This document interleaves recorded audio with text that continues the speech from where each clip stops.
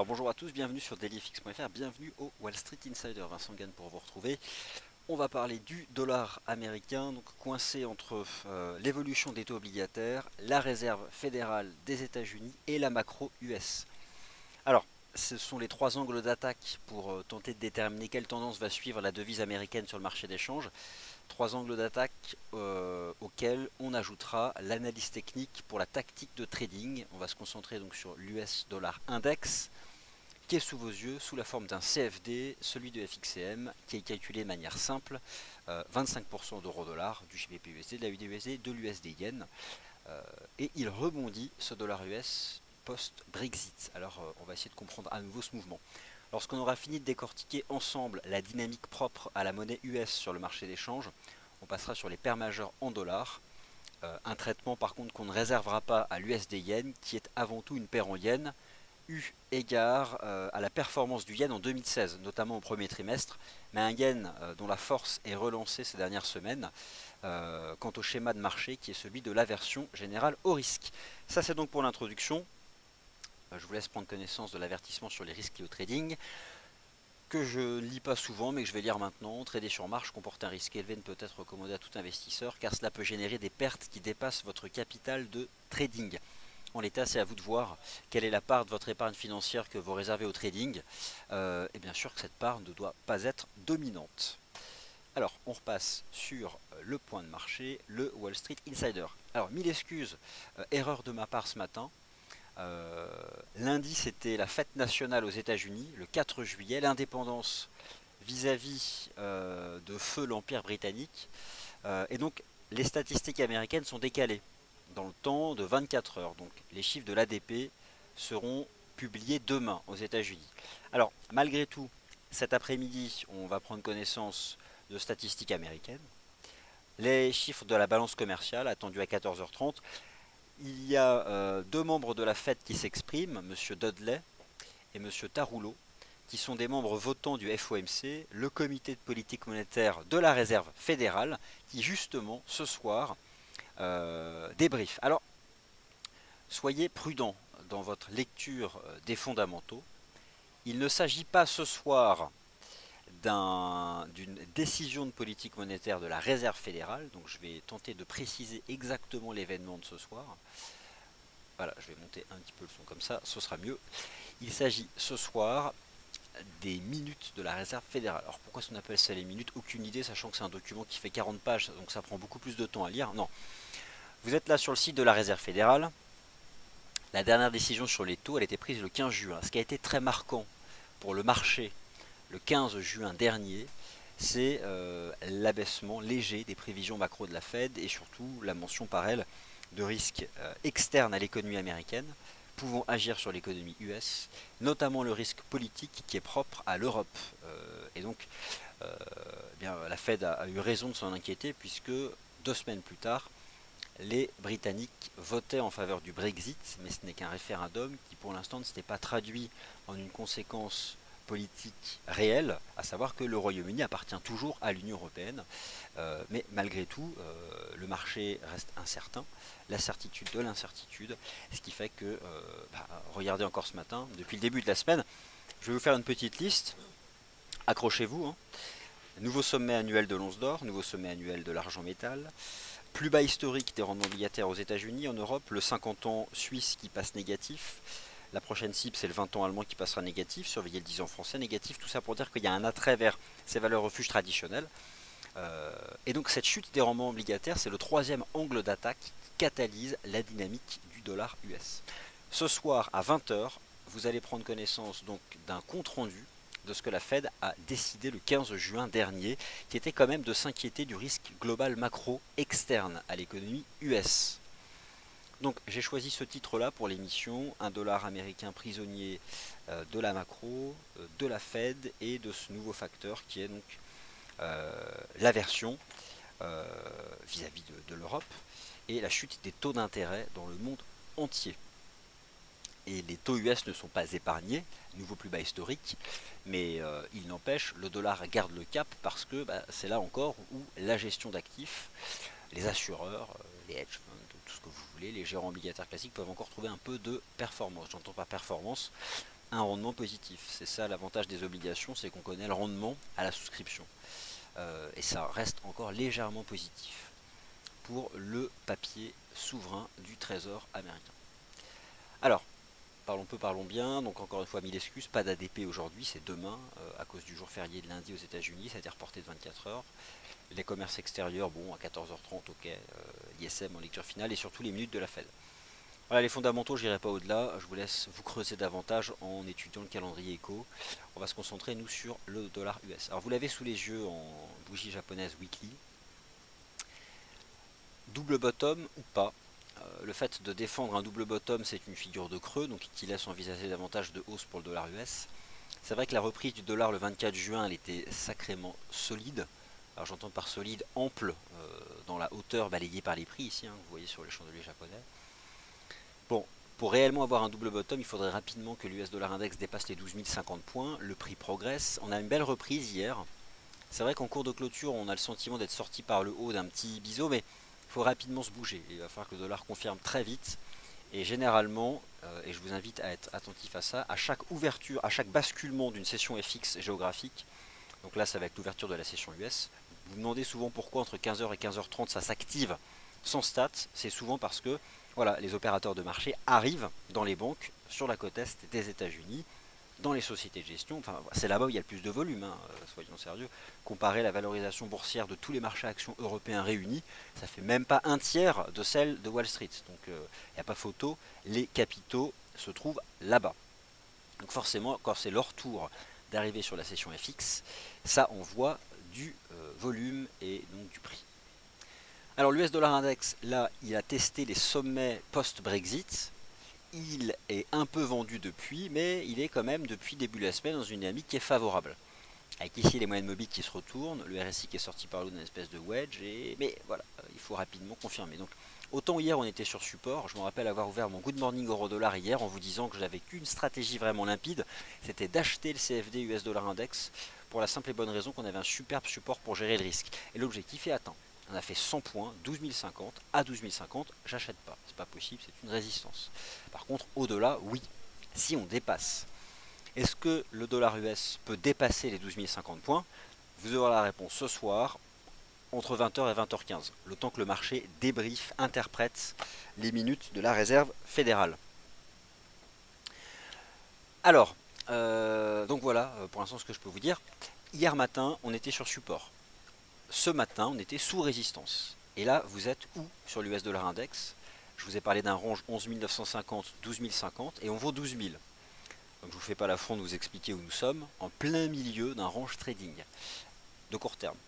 Et que nous enseigne l'analyse technique lorsqu'on se trouve en plein milieu d'un range trading, bah, on éloigne ses doigts du clavier et de la souris parce que là, c'est clairement du 50-50. Vous payez, bon bah, il y a une chance sur deux que ça remonte en haut, vous shortez, vous avez une chance sur deux qu'on vienne en bas. Donc, en termes de tactique de trading, cette fois-ci, là, je ne vois pas ce que vous pouvez faire dans l'immédiat sur le CFD US Dollar Index. Alors, est-ce pour autant la même chose sur les paires en dollars? Je vais tenter de vous répondre tout de suite. L'USD CAD, c'est pas la même chose. Le pétrole est sous pression. Attention, il approche d'un support. Demain, ce sont les commandes, ce sont les stocks de pétrole. Ce que j'aime énormément sur l'USD CAD, c'est sa proximité tendancielle de court terme avec l'US Dollar Index et l'USD CHF. Le 50 ans suisse, accrochez-vous, est passé négatif provisoirement hier. Vous prêtez au Trésor public suisse sur 50 ans, c'est quand même une durée où on peut s'inquiéter, et s'inquiéter de quoi? De récupérer son capital. Le monde ne sera pas ce qu'il est maintenant dans 50 ans. Malgré tout, vous n'êtes pas rémunéré. Pire, vous prêtez à l'État suisse à 50 ans. Hier, sur quelques minutes, vous étiez ponctionné. Mais, en même temps, votre capital n'est censé pas être en danger, à la différence des actions. Alors, réfléchissez, vous préférez prêter à 50 ans à la Suisse à un rendement zéro, ou vous placez sur le marché action depuis un an? Regardez le CAC il y a un an, regardez sa valeur actuelle. Vous êtes quand même plus heureux d'avoir prêté à la Suisse. Vous avez gagné zéro. Si, vous avez gagné la hausse du prix de l'obligation, peut-être légèrement ponctionné en termes de rendement, mais vous vous y retrouvez largement si vous aviez acheté des actions suisses ou de la zone euro qui ont perdu 30%. C'est comme ça que raisonne la gestion d'actifs, hein. On n'est pas à la recherche de performance absolue, on est à la recherche de performance relative vis-à-vis d'un benchmark. Et là, pour le coup, avoir acheté du papier souverain suisse, ça permettait de faire 100 fois mieux que l'Eurostoxx 50, qui lui s'est fait pulvériser, hein, depuis le printemps 2015. C'est comme ça que ça marche. Donc l'USD CAD a rebondi sur 61% de retracement de toute la hausse du dollar US grâce au Brexit. Je pense que l'USD CAD peut monter davantage. Attention au support du pétrole. Si le support tient, l'USD CAD pourrait rebaisser un peu, sauf si l'USD est vraiment acheté. Si le pétrole casse son support, comme semblent être sous pression les matières premières industrielles, je m'inquiétais ce matin de la tendance du cuivre dans le Commodities Market Report, dans ce cas, et seulement dans ce cas, on peut envisager une remontée du taux de change USD CAD en direction des 1,31. Je n'irai pas au-delà. Donc à court terme, c'est bien orienté et je pense qu'on va revenir chercher les 1,31. L'AUD USD, tout comme le NZD USD, ne m'inspire strictement rien en termes d'analyse technique pour le court terme. L'USD Yen approche des 100 yens, un niveau de prix qui rend délicates les stratégies de vente, sachant qu'elles sont actives depuis la cassure des 116 en février dernier, activant une superbe épaule-tête-épaule entre 116 et 125. Je suis, moi, mal à l'aise au niveau actuel pour une stratégie de vente, mais si j'oubliais la BOJ, et si je me concentrais uniquement sur l'analyse technique, c'est c'est complètement baissier. Et j'oublie la BOJ. Imaginons, voilà, je fais fi qu'elle n'existe pas. Pas de banque centrale au Japon, je l'oublie complètement. C'est over baissier. Ça peut revenir à 98. D'ailleurs, c'est revenu à 98 après le Brexit. Ça peut retomber à 93. Oui, mais voilà. Si cet après-midi, la Banque centrale du Japon envoie comme instruction à toutes les banques centrales avec qui elle a des accords, vendez du yen. Alors, en sens de ça, achetez de l'euro, achetez de l'USD. Elle peut aller à des accords. L'USD yen s'envole. Donc, c'est le bémol. Si je devais chercher à vendre une paire en yens, je privilégierais à IS le GBP yen. Parce que j'ai au moins moi cette conviction que la livre sterling restera sous pression au moins jusqu'au jeudi 14 juillet, fête nationale de notre pays, et surtout jour où la Banque d'Angleterre prendra sa prochaine décision de politique monétaire. Et elle a déjà vendu la bêche, hein, la Banque d'Angleterre. McCartney, il n'a pas perdu de temps, il a déjà dit qu'il baisserait les taux, il injecte de la monnaie.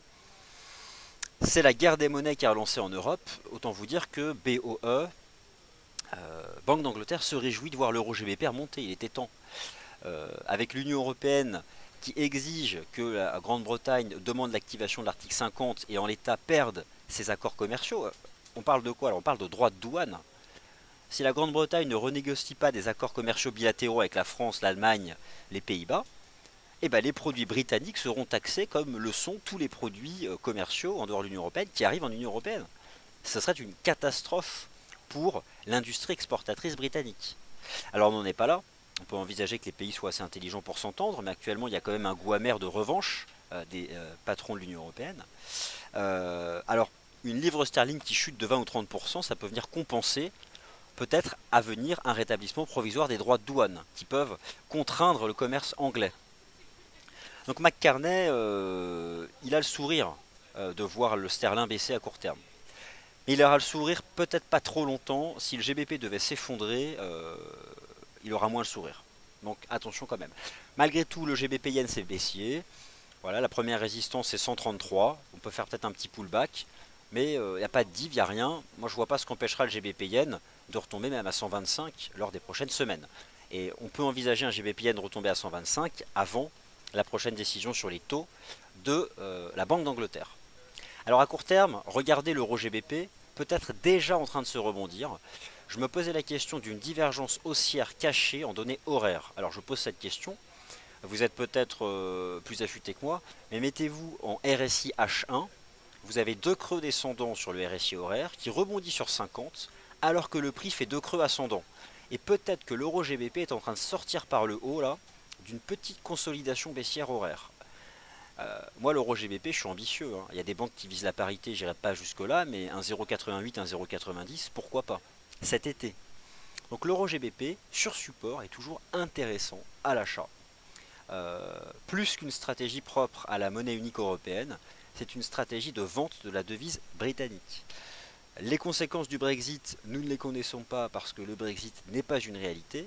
Nous sommes dans cette phase d'incertitude qui fait que l'impact est assez limité sur les actions anglaises. L'impact est assez limité sur les rendements obligataires du Trésor britannique. Par contre, la devise se fait, permettez-moi l'expression, déglinguer. Parce qu'il y a un consensus. La gestion d'actifs a identifié la livre sterling comme étant la cible privilégiée de cette incertitude qui peut se prolonger jusqu'au mois de septembre. Donc, acheter l'euro GBP, vendre le GBP yen, trouver des résistances sur le GBP USD, moi je suis très à l'aise avec ces stratégies. Reste à soigner leur timing et c'est pour ça que là, la tactique de trading de l'analyse technique est une grande aide.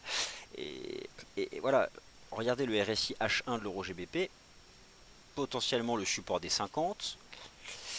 Bon, on n'est pas revenu précisément chercher cette trendline, mais peut-être une divergence haussière cachée. Là, c'est en train de payer l'euro GBP qui a déjà repris 50 points là, depuis 15 minutes. Bon, il y a des choses qui se passent.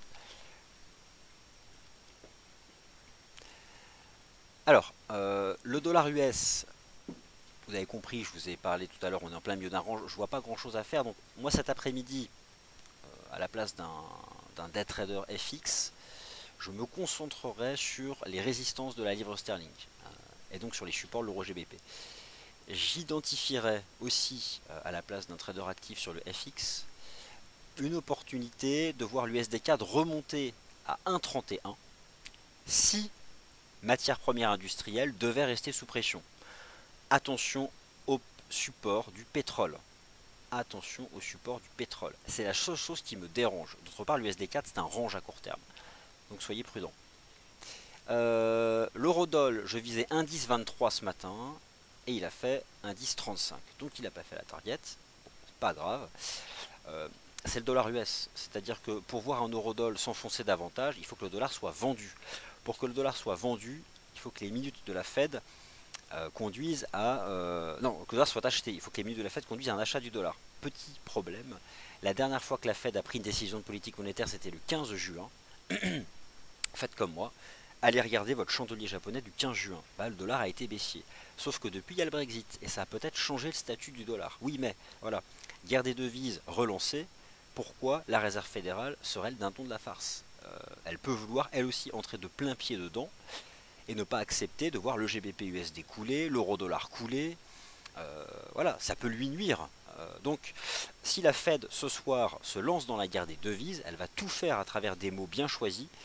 Et on a coutume de dire que le verbe, la langue, sont le premier outil de politique monétaire. La Fed, elle peut chercher à faire baisser le dollar. Donc, dans ce cas, l'euro-dollar remonte. Donc, soyez précis. Hier, on était sur support, on était sous résistance ce matin, et là, on est en plein milieu d'un range. Je ne vois pas ce qu'on peut faire là sur le dollar US. J'ai plus de conviction sur la livre sterling, et je surveille de près la capacité de l'euro GBP à repartir de l'avant. Alors, on va... Alors, monsieur Pac60 me dit, vous devriez changer votre photo, parce que vous m'avez vu récemment et vous ne portez plus la barbe. C'est pas faux, mais j'ai envie de dire peu importe. Alors, on va regarder à nouveau les matières premières. Alors, bon là on est un peu dans l'euphorie, j'ai envie de dire, du retour des tendances. Je tiens quand même à dire que des rendements obligataires qui s'effondrent comme ça un peu partout, c'est complètement excessif et que ça peut entraîner des contre-pieds. Encore une fois, parmi les stratégies de moyen terme, elles ne sont pas nombreuses. C'est-à-dire que moi, je vous invite sur le FX à privilégier le day trading actuellement, la précision de la tactique liée à l'analyse technique. Quant aux stratégies de moyen terme, j'en vois pas beaucoup. J'en vois une depuis le début de l'année, vous le savez, c'est l'once d'or. J'en vois une seconde, mais plus volatile, l'argent métal. J'en vois une troisième de longue date, l'achat du contrat de taux souverain de l'Allemagne fédérale à 10 ans, le Bund. Vous avez le prix en live là sur la plateforme, et j'en vois une que je qualifierais pas de moyen terme, mais d'une stratégie estivale du fait que on aura peut-être la levée du voile politique britannique au début du mois de septembre, à savoir utiliser cet été pour vendre la livre sterling. Et donc l'euro GBP me plaît. Je résumerai mes stratégies de moyen terme. Ce que j'appelle le moyen terme, c'est plusieurs semaines, à ces 4 actifs. Pour tout le reste, il s'agira de day trading, au mieux de swing trading. Alors, on me demandait mon avis sur le pétrole. J'y vais tout de suite. En même temps, je regarde un peu les chiffres qui sont tombés. Si j'arrive à les trouver. Alors, le commerce extérieur US, bon, alors, sans surprise, on a un déficit commercial en mai, mais comme attendu. Ensuite, on a des PMI finaux à 16 heures.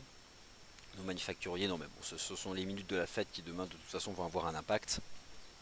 Et surtout le rapport NFP, parce que la Fed le 15 juin, elle vous a dit quoi? Elle vous a dit le rapport NFP du mois de mai, il est peut-être conjoncturel. Si la Fed s'est trompée, si l'économie US ne crée pas d'emploi en juin, je vous dis une chose, non seulement la Fed ne montera pas ses taux en 2016, mais elle ne les montrera pas en 2017. On se retrouve là en 2018. Alors, quel est à ce moment-là, si le dollar devait baisser? On va se retrouver dans quelque chose d'hyper compliqué. Le GBP, il va chuter, et n'a pas fini. Le dollar, si jamais la Fed veut le faire baisser, ce qui serait quand même en termes de crédibilité, je vois pas comment elle va gérer Madame Yellen. Ou elle posera sa démission, puis elle laissera quelqu'un d'autre le faire, mais à un moment ou à un autre, je vois pas comment la Fed, je vois pas comment le FOMC dirigé par Janet Yellen peut assumer d'agir à la baisse sur le dollar US après avoir répété en début d'année que l'économie US était vigoureuse et qu'on allait monter 4 fois les taux. Là, on peut plus. Donc, elle va être un peu prisonnière de ça, la Fed. Alors, le pétrole est sur son fameux support. Attention, la seule chose qui permet d'envisager une stratégie sur le pétrole, c'est le rendement risque. Si vous voulez acheter 45,80, si c'est le bon prix, le marché doit payer tout de suite. Mais je vois l'USD CAD monter, je vois le cuivre sous pression, je vois le gaz naturel sous pression, je vois les métaux précieux en mode envolée haussière. Attention à une éventuelle cassure de support sur l'US Oil. Cependant, le marché est sur support, il est hors de question d'un point de vue de la tactique de trading, de l'analyse technique, de le shorter. Alors, allez voir l'USD CAD. Il est propre, il a retracé 61,8, il peut faire un 31, mais là c'est du day trading, c'est pour aller chercher 50 points. Il y a des catégories comme ça, faites-vous des tableaux, il y a des actifs qui rentrent dans le moyen terme, d'autres dans le day trading. Dans le moyen terme, vous avez les taux longs, le gold, l'argent et l'euro GBP. Ça c'est bien pour cet été, c'est propre, c'est quelques semaines.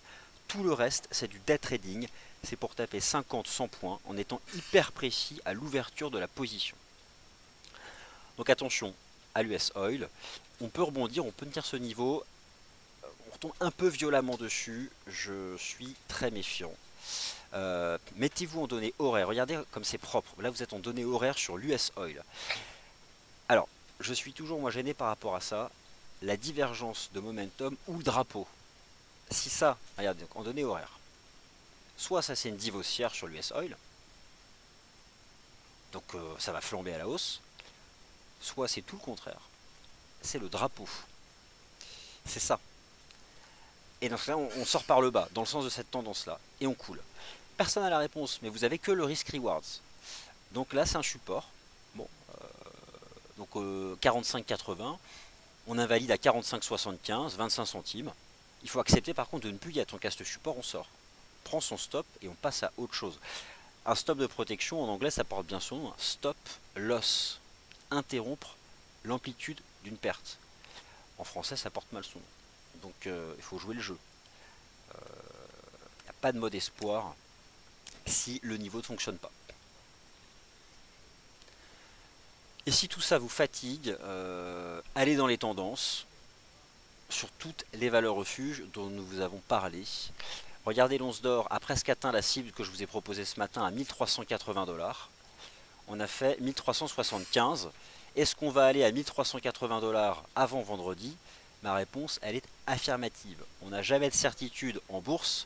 Le doute fait souvent la qualité de l'analyste, mais là la tendance est forte. Moi j'y crois. Attention tout de même à une chose, l'intervalle 1380-1390 correspond au sommet de mars 2014. Tenir un stock de trading avec des performances latentes, c'est bien. Encaisser, prendre des bénéfices, c'est bien aussi. Et pour prendre des bénéfices, il faut repérer les bons niveaux de prise de bénéfices. Donc 1380, 1390, ça peut être utilisé.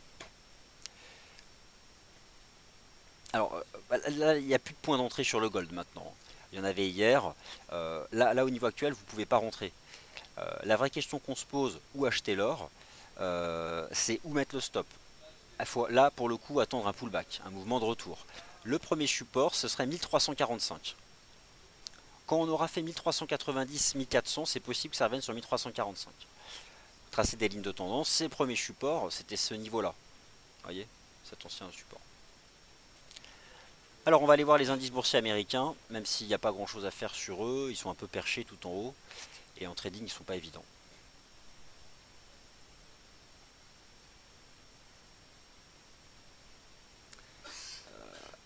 Je regarde les taux US, bon, il ne se passe pas grand chose. Les taux longs espagnols commencent à baisser, donc on voit que ça commence à payer du papier du sud de l'Europe, parce que ça rémunère encore un peu plus. Non mais là je regardais, c'est un peu n'importe quoi, je regardais la Suisse.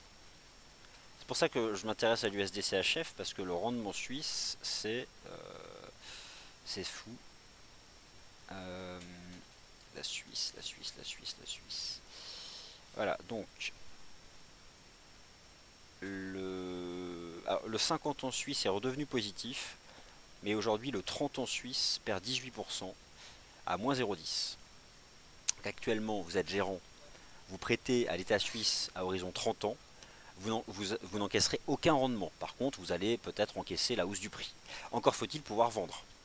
Voilà, ça c'est un autre sujet.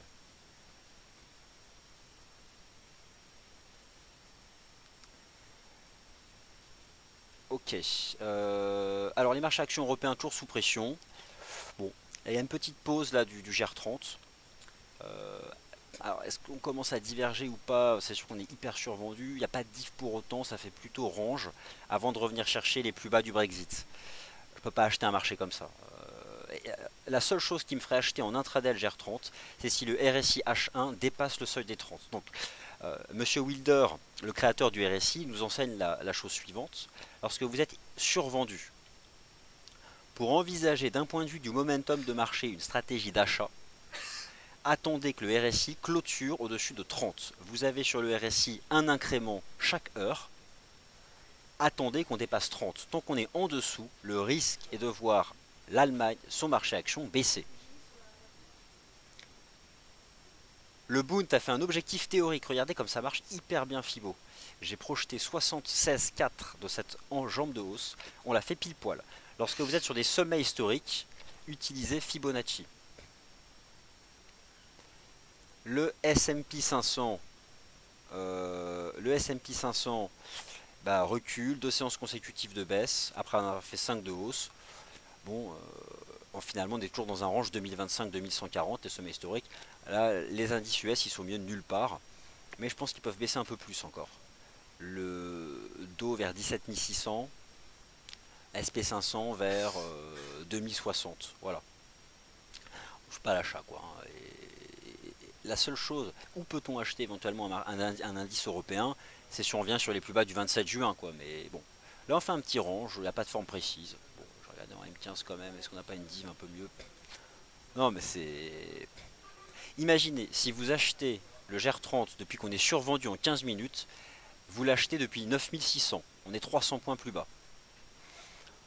Donc vraiment, moi j'ai besoin, peut-être alors qu'on construit un petit triangle de... Je sais pas ce qu'on construit là, une épaule tête épaule, un triangle de continuation, c'est plus la continuation qu'autre chose, mais voilà. Le jour où votre RSI H1 dépasse 30, je veux bien payer pour un rebond technique. En attendant, ça me paraît risqué. Risqué, risqué et risqué. Et la bourse de Londres qui commence aussi à subir la pression de tout ça.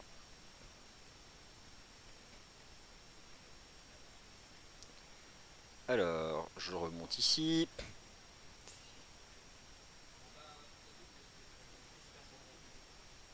Alors c'est vrai qu'on commence à stabiliser un peu. Bon, on va voir comment vont se comporter les...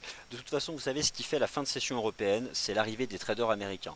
Donc là, vous allez bientôt avoir une poussée du volume. C'est imminent, là, d'ici 15-20 minutes. ça va nous permettre de comprendre comment les traders américains envisagent l'impact des minutes de la réserve fédérale. Donc surveillez un peu l'euro GBP quand même cet après-midi, pardon. Il y a peut-être le début de quelque chose. Allez, je dois vous laisser. Merci d'avoir été attentif. Soyez prudents. Gardez le cap sur les tendances. Achetez les pullbacks et day trader le reste. Parce qu'il y a de la vol. Et mieux vaut prendre des bénéfices quand on a des gains. Et soyez précis à l'ouverture des positions. Et allez jusqu'au bout de vos convictions. Lorsque vous ouvrez une position avec une stop et une limite, n'y touchez plus. Voilà, vous retrouvez le point de marché vague d'Elliott, canaux de régression, fourchette d'Andrews à 16 h et Sylvain pour le point de clôture à 17 h 30.